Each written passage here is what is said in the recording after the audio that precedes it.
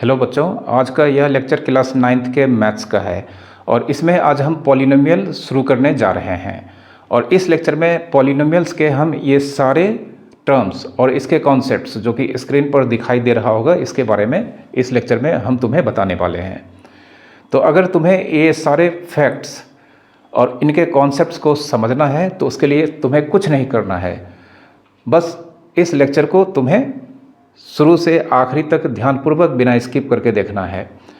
तो इसको समझने के लिए अगर तुम ये छोटा सा काम कर लेते हो तो ये सारे कॉन्सेप्ट्स को तुम बिल्कुल आसानी से समझ पाओगे और उसके बाद ये सारे फैक्ट्स पे बेस्ड किसी भी तरह के क्वेश्चंस को तुम बिल्कुल आसान तरीके से कहीं भी किसी भी समय सॉल्व कर सकते हो। तो शुरू करते हैं इस पॉलिनोमियल का आज का लेक्चर नंबर 1 जो कि क्लास 9th के मैथ्स का है। पॉलिनोमियल को पढ़ने से पहले यहाँ पर हम बहुत सारे टर्म्स के बारे में बताएंगे जो कि पॉलिनोमियल में यूज किया जाता है। उसी में सबसे पहला टर्म्स आता है कांस्टेंट्स।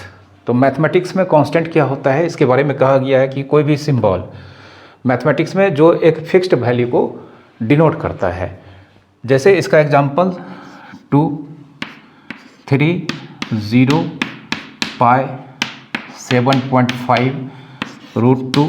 तो ये सारा सिंबल्स मैथमेटिक्स में यूज होता है और हम जानते हैं ये फिक्स्ड वैल्यू को रिप्रेजेंट करता है। ये सब फिक्स्ड नंबर को रिप्रेजेंट कर रहा है। तो ये सब फिक्स्ड नंबर को रिप्रेजेंट कर रहा है, इस वजह से ये सारा सिंबल्स कांस्टेंट को रिप्रेजेंट करता है। वहीं पर वेरिएबल्स क्या होता है, यह भी मैथमेटिक्स के अंदर यूज होने वाला सिंबल्स है, लेकिन इसके वैल्यूज़ अलग अलग नंबर्स को रिप्रेजेंट करते हैं। तो इसे डिफाइंड किया गया है कोई भी सिंबल मैथ्स में जो कि वैरिड वैल्यूज़ ऑफ नंबर्स को रिप्रेजेंट करता है। तो इसके लिए जैसे जो सिंबल्स यूज किया जाता है जनरली वो x है, y है, z है, w है, ठीक है। तो यहाँ पर इसे लिटरल्स कहा जाता है। तो x का वैल्यू कभी कभी क्या होता है, आप क्वेश्चंस बनाते होंगे कि x का वैल्यू किसी क्वेश्चंस में हम 1 लिखते हैं, कभी कभी x का वैल्यू किसी क्वेश्चंस में हम 3/2 लिखते हैं, कभी कभी x का वैल्यू किसी क्वेश्चंस में हम -7 लिखते हैं। तो यहाँ पर ये x के जो वैल्यूज़ हो सकते हैं वो अलग अलग नंबर्स हो सकते हैं, अलग अलग फिक्स्ड नंबर्स हो सकते हैं। मतलब यहाँ पर x का वैल्यू कोई एक नंबर से हमेशा डिनोट नहीं किया जा सकता है, ये हमेशा अपना वैल्यू बदलता रहता है। तो इस वजह से यहाँ पर x को क्या कहा जाता है, वेरिएबल्स कहा जाता है। तो जनरली वेरिएबल्स को लिटरल्स मतलब लेटर्स से रिप्रेजेंट किया जाता है। इंग्लिश का जो लेटर्स होता है उससे इसे डिनोट किया जाता है। तो इस तरह से वेरिएबल्स और कांस्टेंट्स को यहाँ पर इस तरह से डिफाइंड किया गया है। इसके बाद आते हैं हम अलजेब्रिक एक्सप्रेशन क्या होता है। तो अलजेब्रिक एक्सप्रेशन बेसिकली जो कांस्टेंट और वेरिएबल्स होता है उसका कम्बिनेशन होता है और इसको कंबाइन करने के लिए जो फंडामेंटल ऑपरेशंस ऑफ मैथमेटिक्स यानी कि एडिशन, सब्ट्रैक्शन, मल्टीप्लिकेशन, डिवीजन, इनके साइन से ये कंबाइंड होता है। तो उससे जो यहाँ पर फिगर या कह सकते हैं सिंबल सामने आता है उसे क्या कहा जाता है, अलजेब्रिक एक्सप्रेशन। तो इसको डिफाइंड किया गया है combination of constants and variables using fundamental sign of mathematicals operations, that means plus, minus, into मतलब मल्टीप्लिकेशन एंड डिवीजन, या एक्सपोनेंट्स और रेडिकल्स। तो रेडिकल्स मतलब रूट हो गया, क्यूब रूट हो गया या nth रूट हो गया। तो इनके हेल्प से अगर कांस्टेंट्स और वेरिएबल्स को कंबाइन किया जाता है तो जो यहाँ पर सिंबल हमारे सामने उभर कर आता है उसे क्या कहा जाता है, algebraic expression.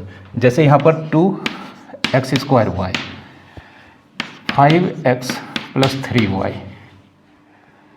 7x² bye 5x + 6z, 3x² yz, या कह सकते हैं √x + 3y³ √z। ठीक है। तो हम देख सकते हैं यहाँ पर ये 2x² y, 2x² में 2 × x × x × y, मतलब यहाँ पर ये कांस्टेंट है और ये यहाँ पर दोनों क्या है, वेरिएबल्स है। तो ये आपस में कंबाइंड हुआ है किससे, मल्टीप्लिकेशन सिंबल से।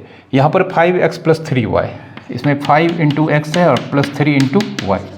तो फिर से इसमें भी क्या है, इस फिगर में या इस सिंबल में नंबर और वेरिएबल्स आपस में ये जो 4 fundamental sign of mathematical operation है उसमें से एक या एक से अधिक साइन को यूज़ करके इसे कंबाइन किया गया है। तो एवरी यहाँ पर जो सिंबल है ये सब क्या है, अलजेब्रिक एक्सप्रेशन को रिप्रेजेंट करता है। ठीक है, सिर्फ हम नंबर भी लिखेंगे, जैसे हम 5 लिखेंगे तो 5 का मतलब क्या हो सकता है, 5 इंटू एक्स की पावर 0 या 5 इंटू वाई की पावर 0। तो यहाँ पर सिर्फ कांस्टेंट भी अगर हम लिखते हैं तो वो किसको रिप्रेजेंट करता है, अलजेब्रिक एक्सप्रेशन को रिप्रेजेंट करता है। ठीक है, तो जो कुछ भी हम लिखते हैं कांस्टेंट या वेरिएबल के कॉम्बिनेशन के द्वारा जो भी हमसे कुछ बनता है, यहाँ पर जो भी कुछ उभर के आता है कांस्टेंट या वेरिएबल के कॉम्बिनेशन से, और कंबाइन करने के लिए क्या क्या यूज़ करना है, जो मैथमेटिक्स का 4 फंडामेंटल मैथमेटिकल ऑपरेशन का सिंबल होता है वो यूज़ कर सकते हैं, या एक्सपोनेंट्स या रेडिकल्स का साइन। रेडिकल्स का sign basically root, square root, cube root या कोई भी nth रूट, तो इसको हम यूज़ करके जो यहाँ पर कंबाइन करेंगे कांस्टेंट और वेरिएबल्स को, तो उससे जो सिंबल सामने आएगा उसे ही क्या कहा जाता है, अलजेब्रिक एक्सप्रेशन कहा जाता है। ठीक है, अब अलजेब्रिक एक्सप्रेशन का टर्म्स क्या होता है, तो इसे डिफाइंड किया गया है कि एक अलजेब्रिक एक्सप्रेशन का डिफरेंट पार्ट्स, मतलब अलजेब्रिक एक्सप्रेशन का डिफरेंट पार्ट्स जो कि कनेक्टेड होगा एक दूसरे से, या तो सिर्फ प्लस साइन से या माइनस साइन से, ये एवरी पार्ट अलजेब्रिक एक्सप्रेशन का एक टर्म्स कहलाता है। तो डिफाइंड किया गया है different parts of algebraic expression connected by either plus और माइनस साइन। जैसे example 2x² y plus 3x minus 5y plus 7, तो ये एक अलजेब्रिक एक्सप्रेशन है। ठीक है, तो इसमें हम देख सकते हैं ये पार्ट एक दूसरे से कनेक्टेड है प्लस साइन से, फिर ये पार्ट और ये पार्ट कनेक्टेड है माइनस साइन से, फिर ये पार्ट और ये पार्ट कनेक्टेड है प्लस साइन से। तो यहाँ पर हर 2 पार्ट जो कनेक्टेड होगा प्लस या माइनस साइन से, वो अलजेब्रिक एक्सप्रेशन का एक टर्म्स कहलाता है। तो यहाँ पर इस अलजेब्रिक एक्सप्रेशन के टोटल कितने टर्म्स हैं, 4 टर्म्स हैं। और ये टर्म्स क्या क्या हैं, यहाँ पर इस अलजेब्रिक एक्सप्रेशन में जो टर्म्स हैं वो है यहाँ पर 2x² y, फिर है 3x, फिर है 5y, फिर है 7। तो ये यहाँ पर इस अलजेब्रिक एक्सप्रेशन के 4 डिफरेंट टर्म्स हैं। ठीक है, अब कुछ इस तरह का भी हो सकता है 3x² y बाय 3x³ या 5y minus x² y bye 11 plus 6। तो यह भी एक अलजेब्रिक एक्सप्रेशन है। याद रखना है कि हर 2 पार्ट्स अलजेब्रिक एक्सप्रेशन का अगर प्लस और माइनस साइन से कनेक्टेड है तभी वो 2 पार्ट्स अलजेब्रिक एक्सप्रेशन का टर्म कहलाएगा। यहाँ पर जैसे हम देख सकते हैं ये ऊपर वाला और नीचे वाला, यह किससे मतलब कनेक्टेड है, डिवीजन के सिंबल से। तो यहाँ पर ये ऊपर वाला और नीचे वाला 2 सेपरेट टर्म्स नहीं कहलाएगा, बल्कि यहाँ पर ये पूरा पार्ट और ये दूसरा पार्ट कनेक्टेड है माइनस साइन से। तो यहाँ पर एक टर्म ये हो गया, ये दूसरा टर्म हो गया, फिर बीच में माइनस आ गया तो यह तीसरा टर्म हो गया, और ये प्लस आ गया तो यह चौथा टर्म हो गया। तो यह अलजेब्रिक एक्सप्रेशन भी कितने टर्म से बना हुआ है, 4 टर्म से बना हुआ है। ठीक है, तो ये अलजेब्रिक एक्सप्रेशन का टर्म्स का कॉन्सेप्ट है। अब किसी भी अलजेब्रिक एक्सप्रेशन में जो टर्म्स होता है उस टर्म्स में कोफिशिएंट्स होता है। तो यहाँ पर किसी भी अलजेब्रिक एक्सप्रेशन का हर एक टर्म का कोफिशिएंट क्या होता है, जैसे अगर हम यहाँ पर देखें ये 2x² y, तो इसमें अगर हम सिर्फ कोफिशिएंट की बात करेंगे, ठीक है, तो यहाँ पर अगर हम पूछेंगे इस टर्म का कोफिशिएंट क्या है या इस टर्म का कोफिशिएंट क्या है, अगर हम जानना चाहें तो इसे हम लिखेंगे coefficient of 2x² y। 2x² y इसका कोफिशिएंट क्या हो जाएगा, जो कांस्टेंट साइन के साथ यहाँ पर इस टर्म में मल्टीप्लाइड है वही उसका कोफिशिएंट होगा, मतलब इसका कोफिशिएंट हो जाएगा +2। उसी तरह से 3x का कोफिशिएंट क्या हो जाएगा, मतलब इस सेकेंड टर्म का कोफिशिएंट क्या हो जाएगा +3, इस टर्म का कोफिशिएंट क्या हो जाएगा -5। ठीक है, तो किसी भी अलजेब्रिक एक्सप्रेशन का कोफिशिएंट हम इस तरह से बता सकते हैं। अब पॉलिनोमियल क्या होता है, तो पॉलिनोमियल भी बेसिकली अलजेब्रिक एक्सप्रेशन होता है जिसमें कोई भी वेरिएबल्स डिनोमिनेटर में अपीयर नहीं होता है, कोई भी वेरिएबल के ऊपर रेडिकल साइन नहीं होता है और कोई भी वेरिएबल का एक्सपोनेंट कभी भी नेगेटिव इंटीजर नहीं होगा, हमेशा उसका एक्सपोनेंट होल नंबर होगा।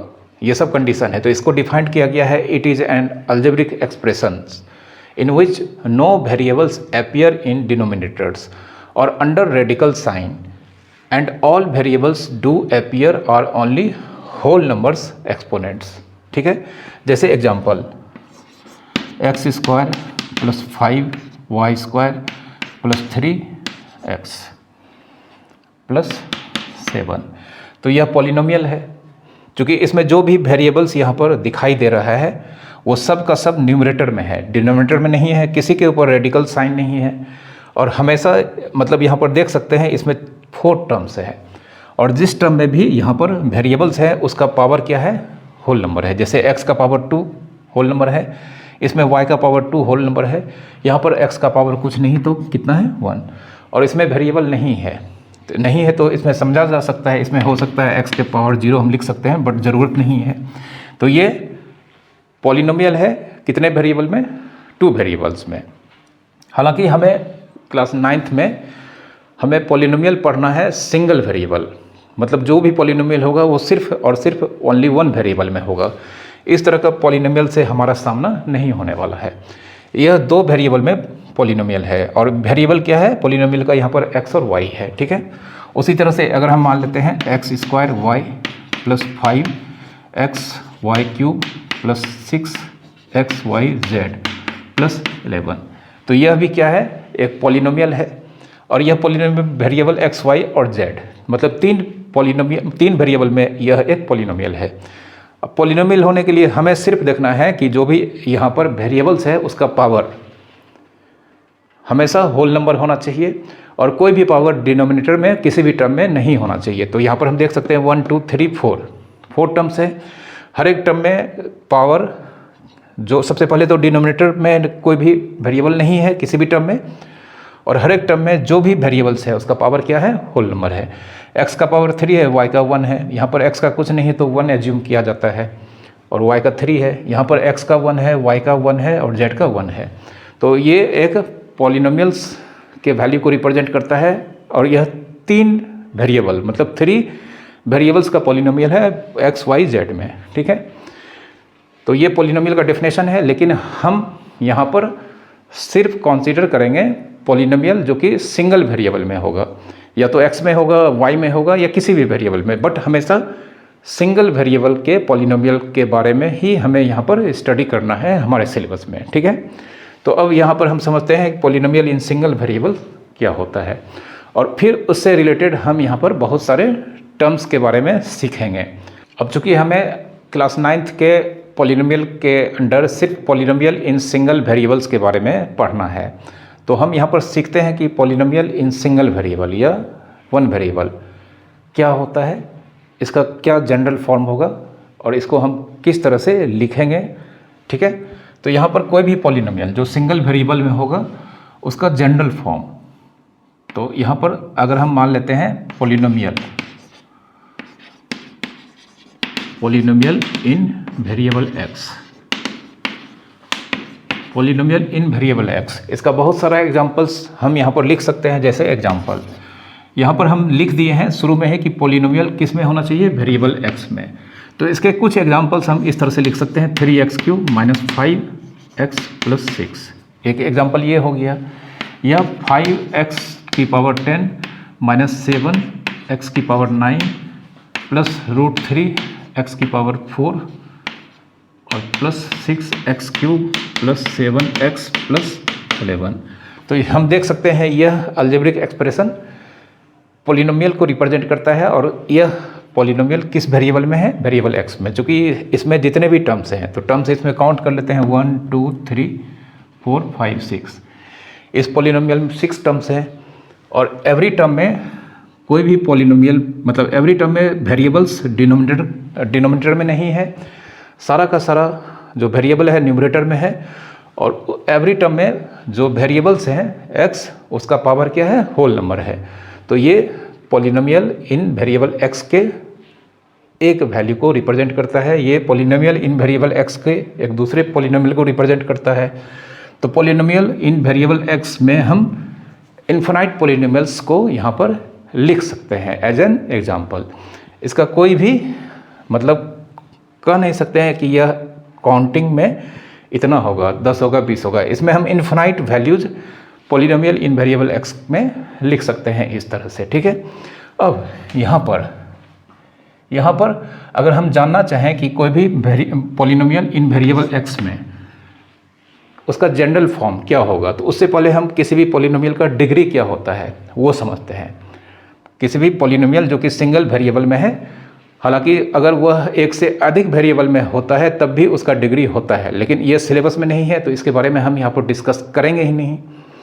हम सिर्फ पॉलिनोमियल जो कि सिंगल वेरिएबल में होगा उसी के सारे टर्मिनोलॉजीज के बारे में हम यहाँ पर सीखेंगे, ठीक है। तो अगर कोई पॉलिनोमियल किसी सिंगल वेरिएबल एक्स में है, वाई में है, जेड में है, तो उसका एक डिग्री होता है। तो पॉलिनोमियल का डिग्री क्या होता है उसको समझते हैं। जैसे हमारे पास एक एग्जांपल है, यहाँ पर ये पॉलिनोमियल है। अब इस पॉलिनोमियल का डिग्री फाइंड करने के लिए हर एक टर्म में वेरिएबल का जो एक्सपोनेंट है उसे देखना है, और जो सबसे बड़ा एक्सपोनेंट होगा वेरिएबल्स का वही इस पॉलिनोमियल का डिग्री कहलाएगा। जैसे इस पॉलिनोमियल में यहाँ पर इस टर्म में, फर्स्ट टर्म में x का पावर या एक्सपोनेंट 3 है, दूसरा टर्म में x का पावर कितना है 1 है, और इसमें x नहीं है तो हम जानते हैं इसमें लिख सकते हैं x की पावर 0, और 0 यहाँ पर एक होल नंबर है। तो इस पॉलिनोमियल में x के 3 मतलब जो वेरिएबल है उसके 3 अलग अलग एक्सपोनेंट्स हैं, उसमें से सबसे बड़ा एक्सपोनेंट 3 है, और यही इस पॉलिनोमियल का डिग्री हो जाएगा, ठीक है।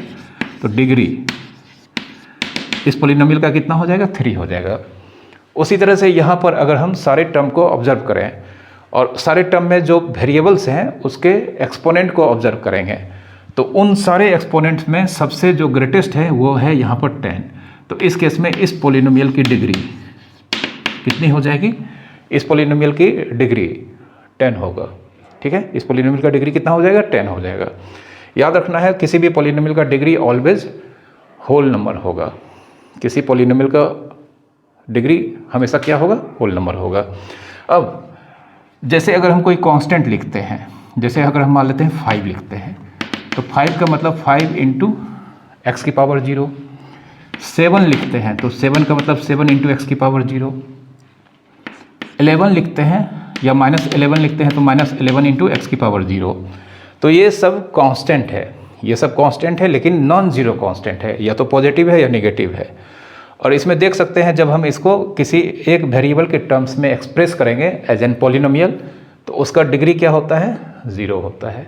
तो याद रखना है जो भी कांस्टेंट नॉन जीरो है उसका डिग्री क्या होगा, जो भी कांस्टेंट नॉन जीरो है वह भी पॉलिनोमियल को रिप्रेजेंट करता है, और वह पॉलिनोमियल कांस्टेंट पॉलिनोमियल कहलाता है। सबसे पहले इस तरह का जो भी नंबर्स है उसको कांस्टेंट पॉलिनोमियल कहा जाता है। क्या कहा जाता है, कांस्टेंट पॉलिनोमियल्स।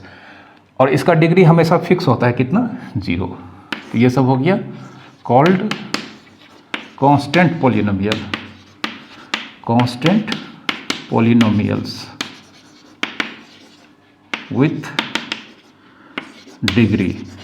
इसकी डिग्री हमेशा फिक्स होगी कितना 0। कोई भी कांस्टेंट पॉलिनोमियल जिसका वैल्यू हमेशा एक नंबर होगा और वह नंबर हमेशा नॉन जीरो होगा, या तो पॉजिटिव होगा या नेगेटिव होगा, ठीक है। और ये कांस्टेंट पॉलिनोमियल का डिग्री हमेशा क्या होगा 0। तो अब 0 भी तो एक कांस्टेंट है, तो क्या 0 का डिग्री, 0 भी पॉलिनोमियल है तो क्या उसका डिग्री 0 होगा, नहीं। 0 के बारे में हम यहाँ पर देख सकते हैं, 0 का मतलब 0 इंटू एक्स की पावर 0, या 0 इंटू एक्स की पावर 1, या 0 इंटू एक्स की पावर 2, या 0 इंटू एक्स की पावर 3। तो 0 को हम पॉलिनोमियल तो कह सकते हैं, लेकिन 0 को हम 0 इंटू एक्स की पावर 0 लिखेंगे तो यहाँ पर इसका डिग्री 0 माना जाएगा। 0 को हम 0 इंटू एक्स की पावर 1 अगर लिखते हैं तो यहाँ पर इसका डिग्री 1 माना जाएगा। 0 को अगर हम 0 इंटू एक्स की पावर 2 लिखते हैं तो इसका डिग्री 2 माना जाएगा। तो इस तरह से अगर हम आगे लिखते चले जाएं तो 0 का तो कोई एक फिक्स्ड डिग्री होगा ही नहीं, 0 का कोई फिक्स्ड डिग्री नहीं होगा, जबकि 0 क्या है, कांस्टेंट है। तो 0 के साथ एक बहुत ही अलग टाइप का एक्सेप्शनल केस होने के वजह से जीरो को कांस्टेंट पॉलिनोमियल के कैटेगरी में नहीं रखा जाता है, इसे जीरो पॉलिनोमियल कहा जाता है। जीरो एक पॉलिनोमियल है जिसको सिर्फ जीरो पॉलिनोमियल के नाम से जाना जाता है। तो इसको हम क्या कहेंगे? Zero polynomial, zero polynomial. और इसका डिग्री चूँकि फिक्स नहीं है तो इसके डिग्री के बारे में कहा गया है, इसका डिग्री डिफाइंड नहीं है, degree not defined, degree not defined, ठीक है। और बाकी सारा पॉलिनोमियल्स का डिग्री डिफाइंड होता है। नॉन जीरो नंबर्स का डिग्री, नॉन जीरो नंबर चूंकि कांस्टेंट पॉलिनोमियल्स को रिप्रेजेंट करता है, इसका डिग्री क्या होगा? जीरो। जीरो का डिग्री एग्जिस्ट नहीं करता है और इसे सिर्फ जीरो पॉलिनोमियल के नाम से जाना जाता है, ठीक है। तो डिग्री पॉलिनोमियल का क्या होता है यह समझ चुके होंगे तुम लोग। अब इसमें भी बहुत सारा इंटरेस्टिंग फैक्ट्स है जिसको अब हम यहाँ पर समझाएंगे। उसके बाद किसी भी पॉलिनोमियल का जनरल फॉर्म और उसके बाद उसका स्टैंडर्ड फॉर्म किस तरह से लिखा जाता है ये भी अभी हम समझेंगे।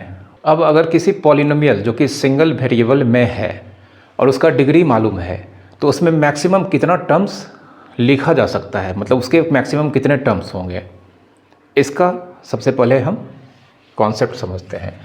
जैसे अगर हम मान लेते हैं एक पॉलिनोमियल है,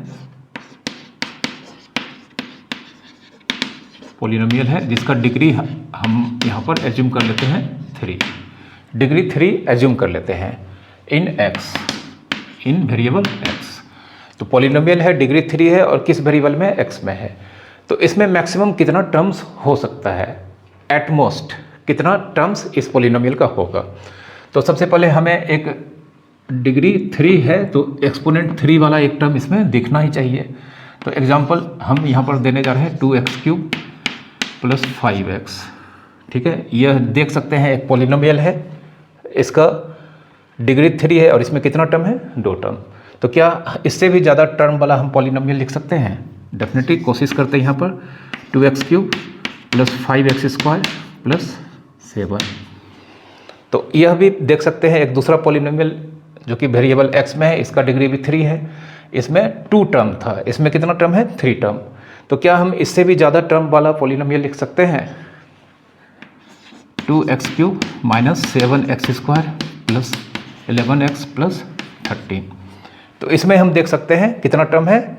4 टर्म्स है और इस पॉलिनोमियल का डिग्री कितना है? 3 है।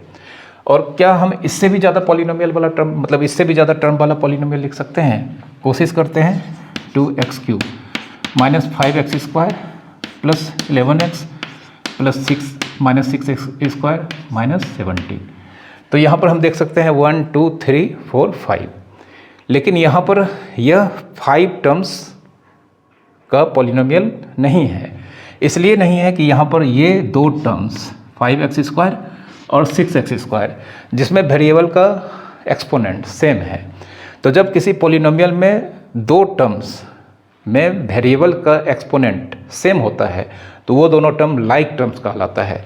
तो ये दोनों टर्म चूँकि यहाँ पर जो कह सकते हैं इसका कोफिशिएंट -5 है। कोफिशिएंट मतलब ऑलवेज, किसी भी पॉलिनोमियल में जो टर्म होता है उसका कोफिशिएंट का मतलब न्यूमेरिकल कोफिशिएंट। यहाँ पर कोफिशिएंट इस टर्म का अगर हम जानना चाहेंगे तो न्यूमेरिकल कोफिशिएंट मतलब वेरिएबल वाले पार्ट में कौन सा नंबर साइन के साथ मल्टीप्लाइड है। जैसे इस टर्म में अगर हम कोफिशिएंट जानना चाहेंगे तो -5 और इस टर्म का कोफिशिएंट जानना चाहेंगे तो -6। और अगर इसी टर्म का अगर हम लिटरल कोफिशिएंट आपसे पूछें तो इस टर्म का लिटरल कोफिशिएंट मतलब जो वेरिएबल्स है वो x² है और इस टर्म का लिटरल कोफिशिएंट x² है। तो किसी भी पॉलिनोमियल में अगर 2 टर्म्स का लिटरल कोफिशिएंट सेम होता है तो उसे लाइक टर्म्स कहा जाता है। तो इस पॉलिनोमियल में ये दोनों टर्म का लिटरल कोफिशिएंट यहाँ पर x² है, यहाँ पर x² है, ये दोनों लाइक टर्म्स। अब लाइक टर्म्स है तो ये दोनों को हमें मर्ज करना होगा। तो अगर हम इसको मर्ज करेंगे तो ये हो जाएगा 2x³ - 5x² - 6x²। ये दोनों मिलकर कितना हो जाएगा? ये दोनों मिलकर हो जाएगा 11x², फिर -11x -11x और -17। तो यहाँ पर यह पॉलिनोमियल जो कि 5 टर्म्स का दिख रहा था वह अल्टीमेटली 4 टर्म्स का पॉलिनोमियल को रिप्रेजेंट करता है। तो अब अगर कोई पॉलिनोमियल जिसका डिग्री 3 है और सिंगल वेरिएबल x में है, तो उसमें मैक्सिमम कितना टर्म्स हो सकता है। इसके बाद अगर हम इसमें कोई भी टर्म लिखना चाहें तो नहीं लिख सकते हैं, चूँकि मैक्सिमम पावर 3 है। उससे कम पावर 2 वाला एक टर्म होगा, उससे कम पावर एक एक्सपोनेंट 1 वाला टर्म होगा, और उसके बाद एक कम 0 पावर वाला टर्म होगा। और 0 से नीचे माइनस में तो पावर हम लिख ही नहीं सकते हैं, क्योंकि पॉलिनोमियल में किसी भी टर्म्स में वेरिएबल का पावर नेगेटिव नंबर नहीं हो सकता है। तो अगर किसी पॉलिनोमियल का डिग्री 3 है, तो उस कंडीशन में जो पॉलिनोमियल डिग्री 3 का मैक्सिमम नंबर वाला टर्म होगा वह कितना होगा, 4, मतलब 3 से एक अधिक। Therefore maximum number of possible terms कितना हो जाएगा, 4, या कह सकते हैं एटमोस्ट नंबर ऑफ टर्म्स कितना हो जाएगा, 4। एटमोस्ट मतलब वही हो गया टोटल, मतलब मैक्सिमम टर्म्स उस पॉलिनोमियल में कितना हो सकता है, 4। और मिनिमम कितना हो सकता है, इसको हम मिटा देते हैं। मिनिमम 1 टर्म होगा, 1 से कम टर्म तो हो ही नहीं सकता है, ठीक है। तो अगर कोई पॉलिनोमियल जिसका डिग्री 3 है, तो उसका अगर हम पूछेंगे एटमोस्ट उसमें कितना टर्म्स हो सकता है, तो डिग्री में 1 ऐड करके उसका आंसर देना है, मतलब 3 + 1 4 हो जाएगा। अगर कोई पॉलिनोमियल जिसका डिग्री 10 है, तो एटमोस्ट उसमें कितना टर्म्स हो सकता है, 10 + 1 11। अगर कोई पॉलिनोमियल जिसमें डिग्री 0 होगा, तो उसका मैक्सिमम टर्म्स कितना हो सकता है, तो 0 + 1 1। और इस केस में जानते हैं कोई भी पॉलिनोमियल जिसका डिग्री 0 होता है वह कांस्टेंट पॉलिनोमियल कहलाता है, ठीक है। इस चीज़ को याद रखना है। तो अब हम यहाँ पर एक पॉलिनोमियल जो वेरिएबल x में, उसको हम मान के चलेंगे, और उसका डिग्री n है। n कोई भी होल नंबर हो सकता है, तो उसका जनरल फॉर्म क्या होगा, किस तरह से हम उसको लिखेंगे, इसको समझते हैं। यहाँ पर सबसे पहले समझ लेते हैं, क्या कोई भी पॉलिनोमियल सिर्फ वेरिएबल x में ही हो सकता है, तो नहीं। कोई भी पॉलिनोमियल अगर सिंगल वेरिएबल में है, तो वह सिंगल वेरिएबल x हो सकता है, y हो सकता है, t हो सकता है, या कोई भी और दूसरा वेरिएबल हो सकता है। और इसे हम एक अलग तरह के सिंबल से भी यहाँ पर एक्सप्रेस करते हैं। जैसे अगर हम मान लेते हैं पॉलिनोमियल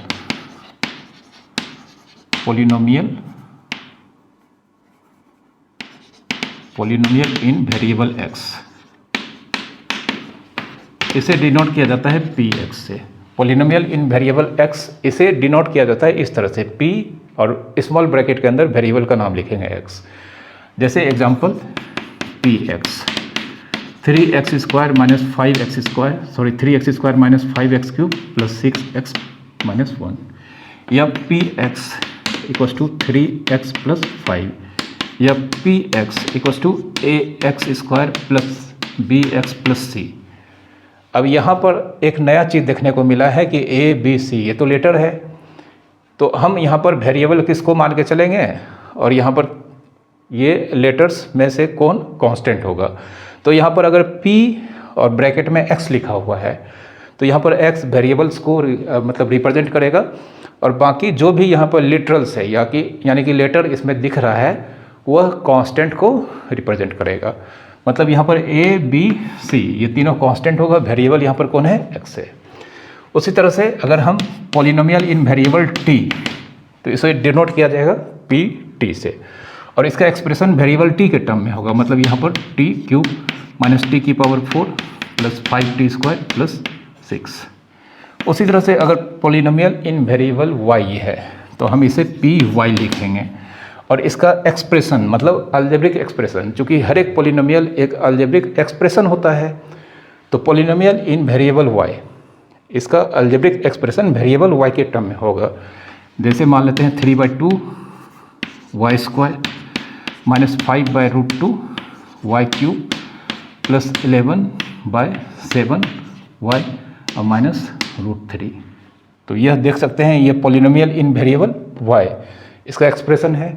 इसका डिग्री कितना है, 3 है। इसका डिग्री कितना है, 4 है। इसका डिग्री कितना है, 2 है, ठीक है। तो कोई भी पॉलिनोमियल अलग अलग वेरिएबल्स में हो सकता है, और जो भी वेरिएबल में होगा उसको हम सबसे पहले p लिखेंगे। यह भी कोई ज़रूरी नहीं है कि p ही लिखें, p के जगह पर हम q भी लिख सकते हैं, r भी लिख सकते हैं, s भी लिख सकते हैं। हाँ, लेकिन अगर यह पॉलिनोमियल इन वेरिएबल t है तो इसे pt लिखेंगे, या इसे हम qt लिखेंगे, या इसे हम rt लिखेंगे। मतलब बाहर में p q r ये चेंज हो सकता है, लेकिन ब्रैकेट के इनसाइड अगर पॉलिनोमियल वेरिएबल t में है तो ब्रैकेट के इनसाइड हम सिर्फ t ही लिखेंगे। मतलब इस पॉलिनोमियल को हम pt भी लिख सकते हैं, qt भी लिख सकते हैं, rt भी लिख सकते हैं, ठीक है। तो ये सब कन्वेंशंस हैं, इसको याद रखना है। समझ रहे हो तुम लोग। अब किसी भी पॉलिनोमियल का जनरल फॉर्म किस तरह से उसे लिखा जाता है, किस तरह से उसे एक्सप्रेस किया जाता है। तो यहाँ पर हम एक पॉलिनोमियल का जनरल फॉर्म लिखने जा रहे हैं। इसके लिए हमें सबसे पहले पॉलिनोमियल का डिग्री एज्यूम करना होगा और वेरिएबल भी यहाँ पर लेकर चलना होगा।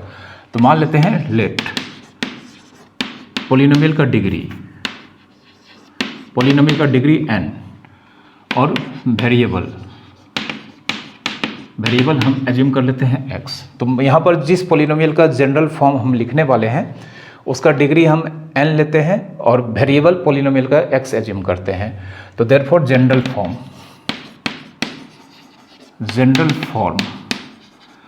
सबसे पहले पॉलिनोमियल का नाम क्या हो जाएगा, px, qx, rx, कुछ भी लिखना है लिख सकते हैं।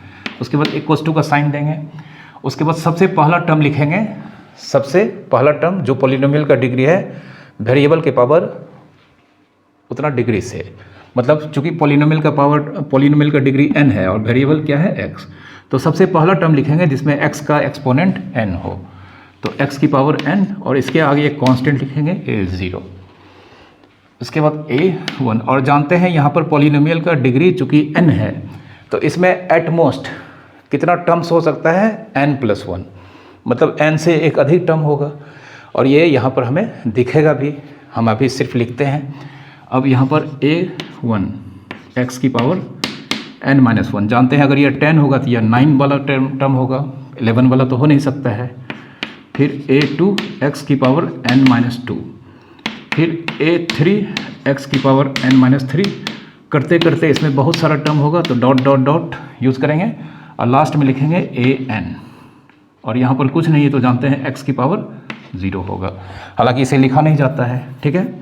तो यहाँ पर यह इस पॉलिनोमियल का जनरल फॉर्म होगा।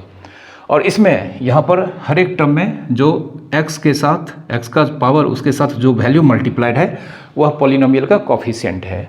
तो here a0, a1, a2, a3 और an are constants.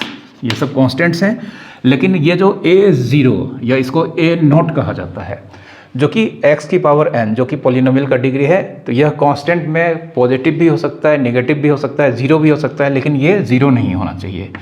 And a0 does not equals to 0।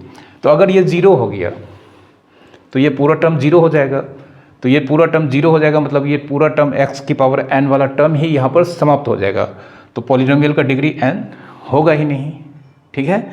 इसलिए x की पावर n वाला टर्म का यहाँ पर कोफिशिएंट ज़ीरो नहीं होना चाहिए, या तो कोई पॉजिटिव होगा या नेगेटिव। बाकी जो भी टर्म्स यहाँ पर है उसका कोफिशिएंट ज़ीरो, पॉजिटिव, नेगेटिव कुछ भी हो सकता है, कोई फर्क नहीं पड़ता है। लेकिन जो पावर यहाँ पर डिग्री जो पॉलिनोमियल का है उसका वेरिएबल वाला टर्म का पावर, मतलब उस वेरिएबल पे पावर उस डिग्री के इक्वल्स टू पावर वाला टर्म का कोफिशिएंट कभी भी जीरो नहीं होना चाहिए, ठीक है। तो ये इस कंडीशन में वेरिएबल x में डिग्री n का पॉलिनोमियल का यह जनरल फॉर्म को रिप्रेजेंट करता है। तो एक चीज़ यहाँ पर गौर करने वाली बात है कि हमने यहाँ पर पॉलिनोमियल में टोटल पहले ही डिसाइड कर लिया था कि इसमें कितना टर्म होगा, n+1। तो अगर हम यहाँ पर काउंट करना चाहें, इसको अगर हम ढक देते हैं तो a1 है, 2 है, 3 है, अप टू कहाँ तक गया है, n तक। तो यहाँ से यहाँ तक टोटल कितना टर्म्स हो जाएगा, n टर्म्स, जो कि पहला टर्म a1, दूसरा टर्म a2, तीसरा टर्म a3 और nth टर्म an हो गया। और इसको फिर शामिल कर लेंगे यहाँ पर तो यहाँ से यहाँ तक n टर्म्स और उसमें एक टर्म और हो गया, तो टोटल कितना टर्म्स को रिप्रेजेंट करता है ये? Maximum number of terms n+1। तो इस पॉलिनोमियल में टोटल n+1 टर्म्स यहाँ पर हम देख सकते हैं होगा, ठीक है। और एक चीज़ और, यहाँ पर यह पॉलिनोमियल का एक्सप्रेशन, इस पॉलिनोमियल का एक्सप्रेशन जिसका डिग्री n है, वेरिएबल x है, यह स्टैंडर्ड फॉर्म में लिखा गया है। स्टैंडर्ड फॉर्म में कोई भी पॉलिनोमियल लिखा हुआ तब कहलाता है जब उसमें जो पॉलिनोमियल का एक्सप्रेशन होता है वह जो वेरिएबल्स का पावर होता है उसके या तो असेंडिंग ऑर्डर या डिसेंडिंग ऑर्डर में लिखा जाता है, ठीक है। जैसे एक एग्जांपल हम लेते हैं, जैसे मान लेते हैं px 4x की power 3 plus 5x² plus 6x plus 11। तो यह पॉलिनोमियल है, डिग्री 3 है, और इसमें देख सकते हैं मैक्सिमम कितना टर्म्स होगा? 4 टर्म्स होगा। तो यह पॉलिनोमियल जो एक्सप्रेशन अभी इसका लिखा गया है यह स्टैंडर्ड फॉर्म में है, इन इट्स स्टैंडर्ड फॉर्म। यह पॉलिनोमियल यहाँ पर स्टैंडर्ड फॉर्म में लिखा गया है। क्यों? क्योंकि इसमें जो भी टर्म्स में वेरिएबल है उसका पावर का अगर ऑर्डर देखें तो वह डिसेंडिंग ऑर्डर में है। देख सकते हैं यहाँ पर पावर 3 है, उसके बाद दूसरा टर्म का पावर 2 है, तीसरा टर्म का पावर 1 है, उसके बाद इसमें पावर 0 है। तो यहाँ पर जो भी वेरिएबल्स का पावर है उसके डिसेंडिंग ऑर्डर, उसके वैल्यू डिसेंडिंग ऑर्डर के टर्म्स को लिखा गया है। असेंडिंग ऑर्डर में भी लिखा जाएगा तब भी कहलाएगा, लेकिन असेंडिंग ऑर्डर में नहीं लिखा जाता है। जनरली पॉलिनोमियल को इस तरह से लिखते हैं कि सबसे जो एक्सपोनेंट, सबसे ज़्यादा एक्सपोनेंट वाला टर्म होता है उसको पहले लिखते हैं, उसके बाद जो उससे छोटा एक्सपोनेंट होता है वह एक्सपोनेंट वाला टर्म्स उसके बाद लिखते हैं, और उसके बाद इसी तरह से हम ऑर्डर में लिखते चले जाते हैं, ठीक है। जैसे अगर हम यहाँ पर कुछ इस तरह से लिखें 5x की power 6 minus 7x² plus 6x 5 11x 7 plus 9, तो यहाँ पर यह भी पॉलिनोमियल के वैल्यू को रिप्रेजेंट तो करता है, लेकिन क्या यह स्टैंडर्ड फॉर्म में लिखा गया है? बिल्कुल नहीं। इसलिए चूँकि यहाँ पर 6 है और यहाँ पावर 7 है, यहाँ 2 है, यहाँ 5 है, तो ये किसी भी एंगल से स्टैंडर्ड फॉर्म में लिखा हुआ नहीं कहलाएगा। तो अगर हम इसको इस तरह से लिखेंगे, सबसे ज़्यादा एक्सपोनेंट वाला टर्म ये है, इसको सबसे पहले लिखेंगे, उसके बाद कौन है? ये है 5x की पावर 6, उसके बाद ये है 6x की पावर 5, उसके बाद ये है माइनस 7x की पावर 2 प्लस 9। तो अब ये पॉलिनोमियल जिसको हम फिर से यहाँ पर लिखे हैं ये किस में कहलाएगा? In standard form, in standard form, ठीक है। तो ये स्टैंडर्ड फॉर्म में कहलाएगा। इस पॉलिनोमियल का डिग्री कितना है? 7। तो जब भी हम कभी भी किसी पॉलिनोमियल को स्टैंडर्ड फॉर्म में लिखते हैं, सबसे पहला टर्म का वेरिएबल का एक्सपोनेंट उस पॉलिनोमियल का डिग्री कहलाता है। देख सकते हैं ये पॉलिनोमियल स्टैंडर्ड फॉर्म में लिखा गया है। सबसे पहला टर्म में x का पावर 7 है, बाकी जो भी टर्म्स होगा उसमें x का जो एक्सपोनेंट होगा वह इससे कम होगा, तो इसलिए यहाँ पर इस पॉलिनोमियल का डिग्री 7 होगा। इस पॉलिनोमियल का डिग्री 3 है, चूँकि यह स्टैंडर्ड फॉर्म में लिखा गया है। यहाँ पर इस जनरल फॉर्म में जो हम लिखे हैं पॉलिनोमियल को, इसमें भी डिग्री क्या है? n है, जो फर्स्ट टर्म में ही यहाँ पर मिल जाता है। अब हम यहाँ पर पॉलिनोमियल के कुछ टाइप्स जो डिफाइंड किया गया है उसके बारे में बताने जा रहे हैं। तो सबसे पहले यहाँ पर टाइप्स ऑफ पॉलिनोमियल्स लिखते हैं, और इसको दो बेसिस पे, मतलब दो बेस पे डिफाइंड किया गया है। पहला जिस बेसिस पे इसको डिफाइंड किया गया है वह है number of terms. On the basis of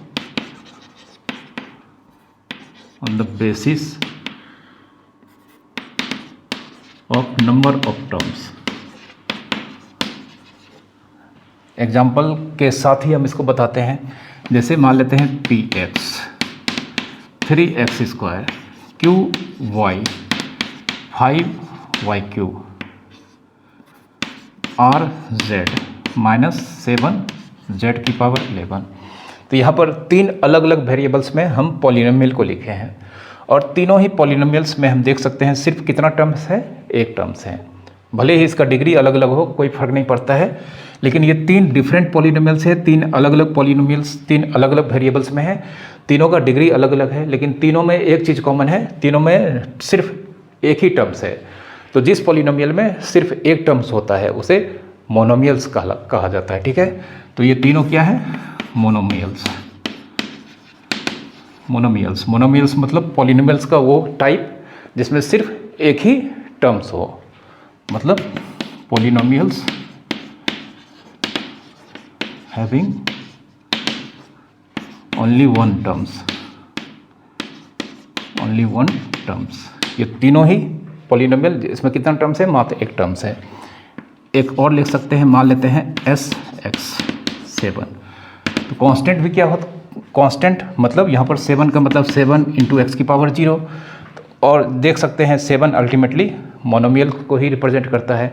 तो कोई भी constant, non zero constant monomial को रिप्रेजेंट करेगा। किसको रिप्रेजेंट करेगा, मोनोमियल को।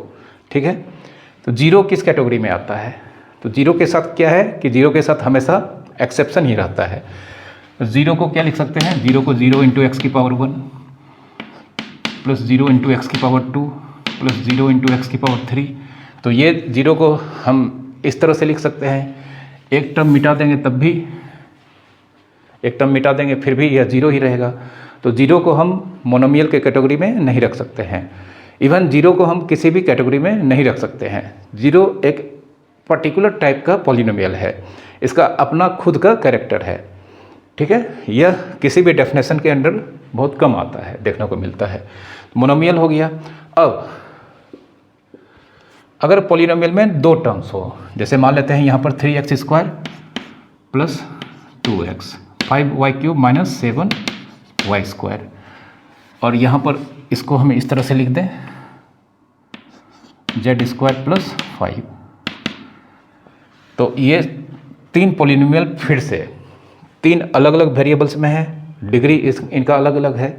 तो लेकिन इस तीनों पॉलिनोमियल में एक चीज़ कॉमन है कि इस तीनों पॉलिनोमियल के एवरी एक्सप्रेशन में दो टर्म्स हैं। इसमें ये दो टर्म्स हैं, इसमें भी दो टर्म्स हैं, इसमें भी दो टर्म्स हैं। तो जिस पॉलिनोमियल में सिर्फ दो टर्म्स होता है उसे बाइनोमियल कहा जाता है। ठीक है, तो इसको हम क्या लिखेंगे, बाइनोमियल।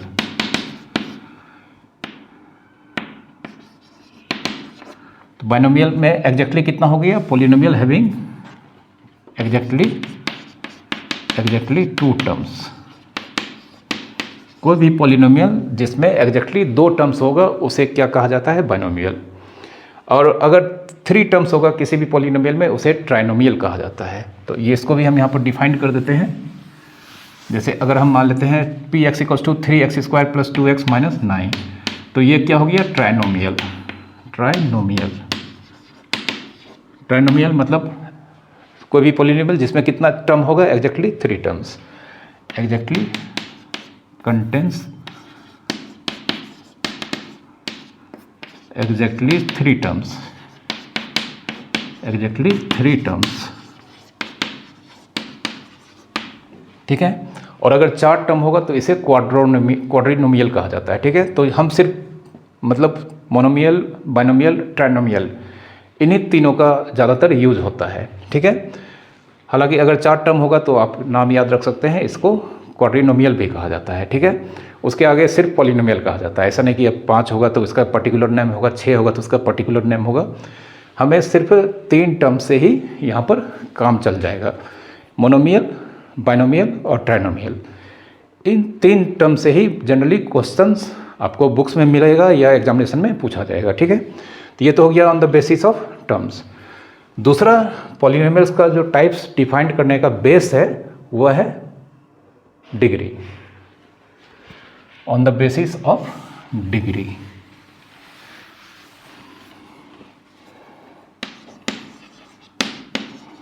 दूसरा जो पॉलिनोमियल्स को मतलब पॉलिनोमियल का टाइप्स को डिफाइन करने का बेस है उसे डिग्री पर डिफाइन किया गया है कि पॉलिनोमियल का डिग्री होगा तो उसका नाम क्या होगा। जैसे एग्जांपल px 3x + 5, तो देख सकते हैं यह पॉलिनोमियल है, इसका डिग्री कितना है, 1। डिग्री 1। तो जिस पॉलिनोमियल का डिग्री 1 होता है, जिस पॉलिनोमियल का डिग्री 1 होता है उसे लीनियर पॉलिनोमियल कहा जाता है, कॉल्ड लीनियर पॉलिनोमियल। जिस पॉलिनोमियल का डिग्री 1 होगा उसको क्या कहा जाता है, लीनियर पॉलिनोमियल। इसका general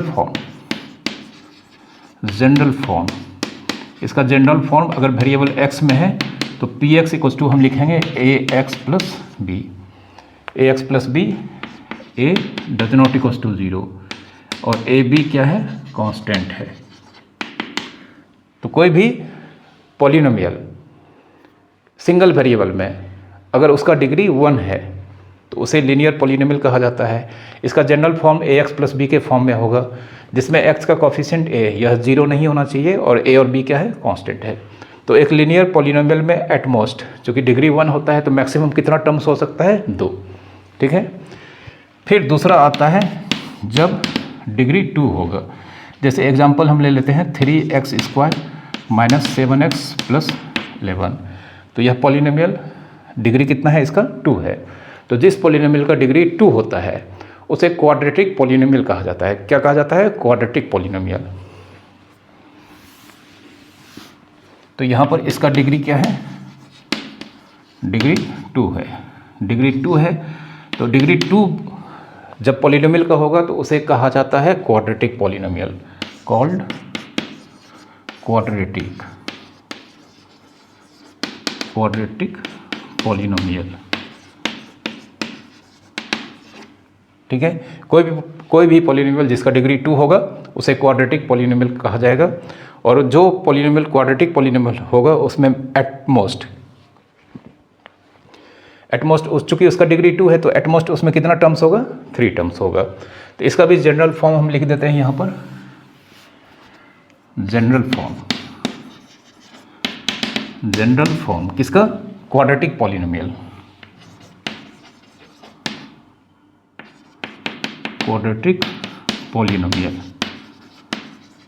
polynomial in variable x। सबसे पहले इसे एक नेम देंगे, p x, q x, r x जो देना है दे सकते हैं आप। इक्वल टू हो जाएगा ax² + bx + c और a 0 नहीं होना चाहिए। अगर a 0 हो जाएगा तो फिर x² वाला टर्म ही क्या हो जाएगा, एलिमिनेट हो जाएगा और इसका डिग्री 2 से घटकर 1 हो जाएगा। तो a 0 नहीं होना चाहिए और a b c ये सब क्या है, कांस्टेंट्स है। ठीक है। ये क्वाड्रेटिक पॉलिनोमियल हो गया जब पॉलिनोमियल का डिग्री 2 होगा। अब जब पॉलिनोमियल का डिग्री 3 होगा तो उस केस में उसे क्यूबिक पॉलिनोमियल कहा जाता है। ठीक है। जैसे अगर हम एज्यूम कर लें P x 5x³ - 6x² + 11x + 13। तो ये पॉलिनोमियल है, डिग्री कितना है इसका, 3 है। डिग्री 3 है इसलिए इसे हम कहेंगे क्यूबिक पॉलिनोमियल। तो इसका डिग्री कितना है, डिग्री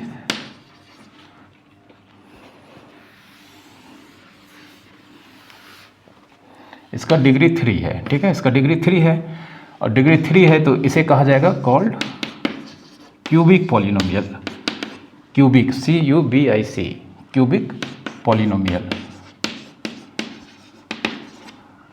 क्यूबिक पॉलिनोमियल। तो कोई भी क्यूबिक पॉलिनोमियल कैसे पहचानेंगे, जब उसमें हम देखेंगे पॉलिनोमियल का जो डिग्री है 3 होना चाहिए। ठीक है। तो इसका जनरल फॉर्म इसका जनरल फॉर्म क्या हो जाएगा, अगर पॉलिनोमियल x में है तो px ये हो जाएगा ax³ + bx² + cx + d और a 0 नहीं होना चाहिए, बाकी a b c d ये सब क्या होगा, कांस्टेंट होगा। ठीक है। a 0 नहीं होना चाहिए। अगर ये x³ जो कि डिग्री 3 वाला टर्म है, अगर a ही 0 हो जाएगा तो ये टर्म तो एलिमिनेट हो जाएगा। तो अब बचेगा ये, और अगर ये बचेगा तो फिर इस केस में इसका डिग्री घटकर 2 हो जाएगा। इसलिए a does not equal to 0 और a b c d ये सब का सब क्या है, कांस्टेंट्स है। ठीक है। तो यहाँ पर डिग्री के बेसिस पे मात्र 3 तरह के पॉलिनोमियल को ही कंसीडर किया जाता है। अगर डिग्री 4 हो जाता है तो उसे बाय क्वाड्रेटिक पॉलिनोमियल कहा जाता है, उसकी ज़रूरत नहीं है। याद रखना है जब डिग्री 4 हो जाता है किसी पॉलिनोमियल का तो उसको बाय क्वाड्रेटिक पॉलिनोमियल कहा जाता है। तो generally linear polynomial, quadratic polynomial और कभी कभी क्यूबिक पॉलिनोमियल का ही यूज किया जाता है। यहाँ पर हमारे सिलेबस में जो क्वेश्चंस होगा बुक्स के इनसाइड या एग्जामिनेशन में, तो इन 3 तरह के पॉलिनोमियल का ही ज़्यादातर यूज आपको दिखेगा। ठीक है, तो डिग्री के बेसिस पे 3 तरह का पॉलिनोमियल जो मेनली हमें पढ़ना है, और टर्म्स के बेसिस पे भी 3 तरह का पॉलिनोमियल जो कि मेनली हमें स्टडी करना होता है। समझ में आ रहा है ना? अब हम यहाँ पर जो कुछ भी अब तक पढ़े हैं उस पर बेस्ड कुछ क्वेश्चंस को सॉल्व करके बताने जा रहे हैं। इन सारे क्वेश्चंस को तुम लोग खुद से बिना देखे ज़रूर बनाओगे, ताकि जो भी बुक्स तुम्हारे पास है उसमें इस तरह के क्वेश्चंस ज़रूर होगा। तो इन सारे क्वेश्चंस को तुम अच्छे से बाद में सॉल्व कर पाओगे। तो सबसे पहला क्वेश्चन यहाँ पर, which of the following are polynomial. पहला क्वेश्चन में यहाँ पर डिटेक्ट करके बताना है कि जो भी हम यहाँ पर लिखेंगे वो पॉलिनोमियल है या नहीं है। And also find its degree, और अगर पॉलिनोमियल है तो उसका डिग्री होगा, तो डिग्री फाइंड करना है। जैसे पहला नंबर यहाँ पर मान लेते हैं x³ + 5x² + 6x + √2। तो क्या यह पॉलिनोमियल है? तो इसका आंसर उम्मीद करता हूँ कि तुम्हें मालूम होगा, क्योंकि यहाँ पर देख सकते हैं जो भी टर्म्स है उसमें वेरिएबल किसी में भी डिनोमिनेटर में नहीं है, और हर एक टर्म में अगर वेरिएबल है तो उसका पावर क्या है? Whole number. तो ये algebraic expression in polynomial single variable x में है, और इसका डिग्री कितना होगा? 3। तो यहाँ पर लिखेंगे यस, और डिग्री कितना है? डिग्री है 3। तो ये पॉलिनोमियल है सिंगल वेरिएबल x में, इसकी डिग्री कितनी है? 3 है। दूसरा एग्जांपल अगर हम मान लेते हैं 5y³ + 6y - 7 + 11y⁻10। तो क्या यह पॉलिनोमियल है? इस टर्म में कोई दिक्कत नहीं है। इस टर्म में हम देख सकते हैं y डिनोमिनेटर में है, अगर हम इसे ऊपर ले जाते हैं, मतलब इसको अगर हम ऊपर भेजते हैं तो ये लिखाएगा 6 × y⁻1। तो दूसरा टर्म 6 × y⁻1, मतलब वेरिएबल का पावर नेगेटिव इंटीजर है, और किसी भी पॉलिनोमियल में किसी भी टर्म में वेरिएबल का पावर हमेशा होल नंबर होता है, लेकिन यहाँ पर क्या है? Negative integer. तो यह पॉलिनोमियल नहीं है, नॉट ए पॉलिनोमियल। यह पॉलिनोमियल को रिप्रेजेंट नहीं करता है। एक तीसरा एग्जांपल लेते हैं, मान लेते हैं 6x³ + 5x⁻2 + 11x + 16x⁻10। तो क्या यह पॉलिनोमियल को रिप्रेजेंट करता है? तो यहाँ पर देख सकते हैं सबसे पहले यह अलजेब्रिक एक्सप्रेशन इन variable x, single variable x में है। दूसरा टर्म में हम देख सकते हैं x⁻2 है। अगर हम इसे ऊपर भेज दें तो यह क्या हो जाएगा? यह हो जाएगा 5 × x⁻2। अगर हम इसको ऊपर भेज देंगे तो इस टर्म का वैल्यू हो जाएगा 5 × x²। अब इसका डिग्री, मतलब इस टर्म में x का पावर होल नंबर हो गया, इसमें होल नंबर है, इसमें होल नंबर है, तो मतलब यह एग्जैक्टली पॉलिनोमियल को रिप्रेजेंट करता है, और इसका डिग्री कितना होगा? 10। तो इसको हम लिखेंगे यस, और डिग्री कितना है? डिग्री है 10। ठीक है, तो ऐसा नहीं कि यहाँ पर अगर डिनोमिनेटर में वेरिएबल है तो उसको तुरंत डिक्लेयर कर देना है पॉलिनोमियल नहीं है, ऐसा नहीं करना है। हम उस डिनोमिनेटर में जो वेरिएबल है उसको ऊपर ले जाएंगे न्यूमरेटर में। अगर उसका एक्सपोनेंट होल नंबर हो जाता है तो फिर वह पॉलिनोमियल के कैटेगरी में आ सकता है। ठीक है, इसमें नहीं आया था लेकिन इसमें आ गया है।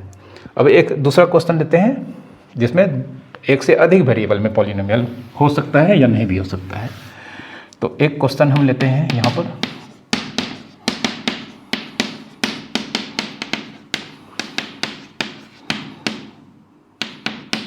तो क्या यह पॉलिनोमियल है? तो सबसे पहले यह algebraic expression in variable x and y, दो वेरिएबल में है, तो यह पॉलिनोमियल में है या नहीं है, इसमें देखना है कि एवरी टर्म में जो पॉलिनोमियल का एवरी टर्म में जो वेरिएबल का एक्सपोनेंट है वह होल नंबर होना चाहिए। तो ऑफकोर्स इस टर्म में यहाँ पर 2 है, 1 है, किसी भी टर्म में ऐसा नहीं है कि वेरिएबल का पावर होल नंबर नहीं हो, ठीक है। तो ये पॉलिनोमियल तो होगा लेकिन 2 वेरिएबल में। अब जब 2 वेरिएबल में पॉलिनोमियल होता है तो उसका डिग्री कैसे फाइंड करते हैं, उसके लिए क्या करते हैं कि हर एक टर्म में जो भी पॉलिनोमियल्स के अंडर जितने भी टर्म्स हैं हर एक टर्म में वेरिएबल्स के एक्सपोनेंट को ऐड करते हैं और जो सबसे हाईएस्ट वैल्यू होता है इस एक्सपोनेंट के सम का वही डिग्री होता है। जैसे यहाँ पर 2 और 1 3 हो जाएगा, यहाँ पर 2 2 4 होगा, यहाँ पर 3 है, यहाँ पर 2 है और यहाँ पर 0 है। तो यहाँ पर 2 1 3, इसमें 4 है, 3 है, 2 है। तो इन सारे एक्सपोनेंट के सम में सबसे जो बड़ा वैल्यू है वो 4 है। तो एक तो यह पॉलिनोमियल है और इस कंडीशन में यह चूँकि 2 वेरिएबल्स में पॉलिनोमियल की वैल्यू को रिप्रेजेंट करता है और इसका डिग्री क्या होगा 4।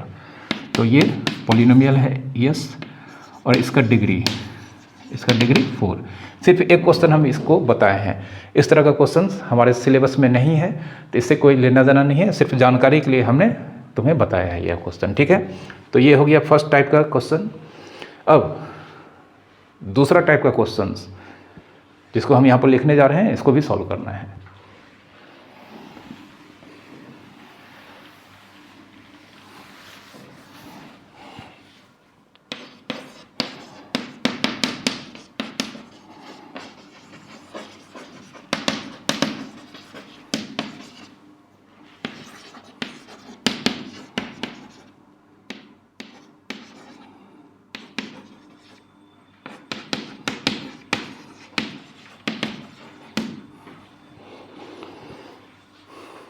इस सेकेंड क्वेश्चन में कोफिशिएंट फाइंड करना है इस टर्म्स का जो कि पॉलिनोमियल में यहाँ पर मौजूद होगा। जैसे पहला क्वेश्चन अगर हम मान लेते हैं पॉलिनोमियल है 3x³ minus 5x² plus 6x plus 7, तो यहाँ पर कोफिशिएंट निकालना है इस टर्म में। तो यहाँ पर सबसे पहला टर्म यहाँ पर कोफिशिएंट्स यहाँ पर क्या क्या हो जाएगा 3 होगा, फिर दूसरा टर्म में -5 है, तीसरा टर्म में 6 है और यहाँ पर कोई कोफिशिएंट होगा ही नहीं। ये किसी भी इसके साथ वेरिएबल नंबर मतलब वेरिएबल यहाँ वैल्यूज है ही नहीं, तो ये टर्म कहलाता है कांस्टेंट, ठीक है। जिस टर्म में कांस्टेंट इनटू वेरिएबल्स के फॉर्म में एक्सप्रेशन होगा उसी टर्म में कोफिशिएंट का वैल्यू लिया जाता है, और जिस टर्म में वेरिएबल्स नहीं होता है उस टर्म को पॉलिनोमियल का कांस्टेंट टर्म कंसीडर किया जाता है। तो ये पॉलिनोमियल का कंसीडर टर्म मतलब कांस्टेंट टर्म कहलाएगा। बाकी इस 3 टर्म में हम जो कांस्टेंट नंबर मल्टीप्लाइड होता है वेरिएबल वाले पार्ट्स में उसके नंबर के साथ साइन उस टर्म का कोफिशिएंट कहलाता है। तो यहाँ पर फर्स्ट टर्म का कोफिशिएंट 3 हो गया, सेकेंड टर्म का कोफिशिएंट -5 हो गया, इसका कोफिशिएंट 6 हो गया, ठीक है। दूसरा क्वेश्चन यहाँ पर लेते हैं, मान लेते हैं PT √3 t⁵ minus 0.6 t² plus 11/3 t³ plus 1। तो यहाँ पर कोफिशिएंट्स क्या क्या होगा, सबसे पहले ये पॉलिनोमियल है, इसका डिग्री कितना है 5 है। तो कोफिशिएंट्स क्या क्या हो जाएगा √3 होगा, फिर -0.6 होगा, फिर 11/3 होगा, और ये टर्म क्या है, ये तो कांस्टेंट है, ये कांस्टेंट है, ये किसी का कोफिशिएंट्स के वैल्यू को रिप्रेजेंट नहीं करता है, ठीक है।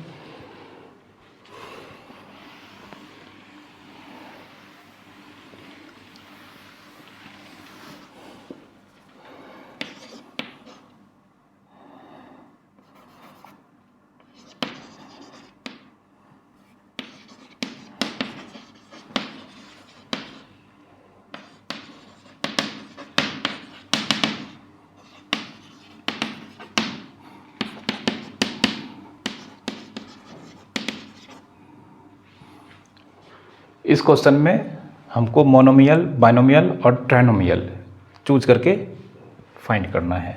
तो जैसे पहला हम लिखते हैं 5x² प्लस 6x प्लस 11, तो ये पॉलिनोमियल है।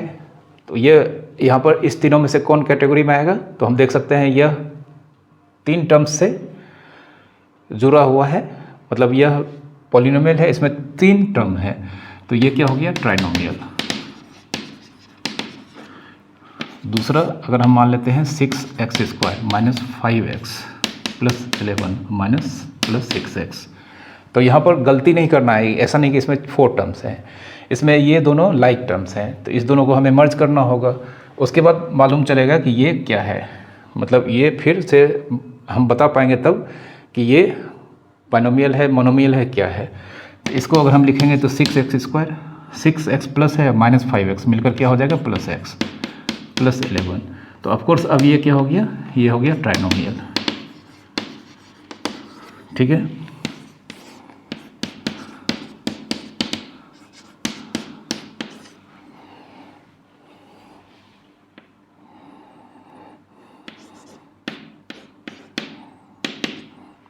अब यह यहाँ पर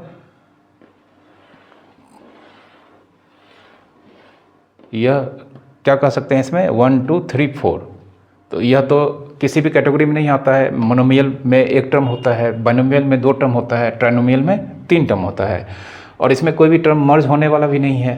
तो इसमें 4 टर्म्स है, तो यह इस तीनों में से फिलहाल किसी भी कैटेगरी में नहीं आएगा। एक्चुअल में इसमें 4 टर्म है, तो इसको हम क्वाड्रोनोमियल बोलेंगे। बता चुके हैं जब पॉलिनोमियल में 4 डिफरेंट टर्म्स होते हैं तो उसे क्वाड्रिनोमियल कहा जाता है। तो इसको हम छोड़ देते हैं, लिखेंगे नहीं। ठीक है, इस तीनों में से चूँकि किसी में भी यह बिलोंग्स नहीं करता है। ठीक है, तो यहाँ पर हम स्क्रीन पर कुछ क्वेश्चंस तुम्हें सॉल्व करने के लिए दे रहे हैं। इन सारे क्वेश्चंस को तुम लोग खुद से सॉल्व करोगे, और ये सारे क्वेश्चंस तुमसे ज़रूर बिल्कुल आसानी से सॉल्व हो जाएंगे, क्योंकि इनको सॉल्व करने के लिए जितने भी कॉन्सेप्ट्स तुम्हें मालूम होने चाहिए वो सारा कॉन्सेप्ट्स हम तुम्हें इस लेक्चर में बता चुके हैं। और अगर किसी क्वेश्चंस में तुम्हें प्रॉब्लम हो तो तुम हमें मैसेज कर सकते हो। तो आज के इस लेक्चर को हम अब यहीं पर समाप्त करते हैं। आई होप तुम्हें आज का लेक्चर अच्छे से समझ में आया होगा। तो अगर आज का लेक्चर तुम्हें अच्छे से समझ में आया है तो प्लीज़ तुम सब इस लेक्चर को लाइक कर देना, और अपने दोस्तों के बीच इस लेक्चर को शेयर कर सकते हो ताकि उन्हें भी कुछ सीखने को मिलेगा। और अब तक अगर तुम सब ने हमारे चैनल को सब्सक्राइब नहीं किया है तो तुमसे रिक्वेस्ट है जल्दी से जाकर चैनल को सब्सक्राइब कर लो, नोटिफिकेशन बेल को ऑन कर लो। Thank you very much for watching this lecture.